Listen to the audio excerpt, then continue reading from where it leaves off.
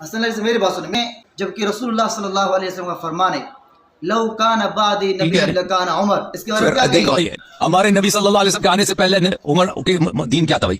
دین کیا تھا تمہارا کی؟ اب میں آپ کو بتاتا ہوں کہ نبی صلی اللہ علیہ وسلم سے پہلے یہ لوگ بت پرست تھے، اور آج دنیا میں ایسا دیکھا آپ نے کہ کسی بھی بت پرست کو اللہ نے نبی بنایا؟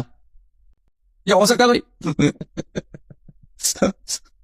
تو پھر یہ آدھی جھوٹیاں نہیں ہے، یہ آدھی سب جھوٹ بنا کے اچھا اگر آپ یہ اصول اختیار کریں پھر میری بات سنیں، آپ نے کہا کہ حضرت عمر نے جو ہے بت پرستی کی ہے لہذا نبی نہیں بن سکتا۔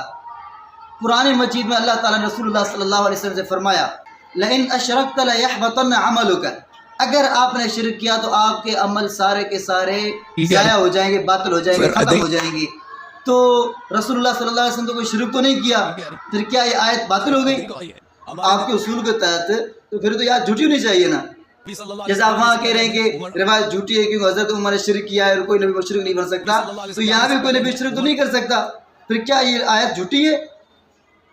آپ کا یہ استدلال بالکل ٹھیک نہیں ہے۔ جس طرح وہاں رسول اللہ صلی اللہ علیہ وآلہ وسلم نے کبھی شرک نہیں کیا لیکن پھر بھی آیت ٹھیک ہے چونکہ یہ قضیہ فرضیہ ہے، اللہ تعالیٰ شرکی ہونا کی بتلا رہے ہیں کہ اتنا خطرناک معاملہ ہے کہ اگر آپ بھی شرک کریں گے تو آپ کے اعمال بھی ضائع ہو جائیں گے، حالانکہ نبی شرک کر سکتا ہے اور نبی نے شرک کیا ہے پھر بھی آیت ٹھیک ہے۔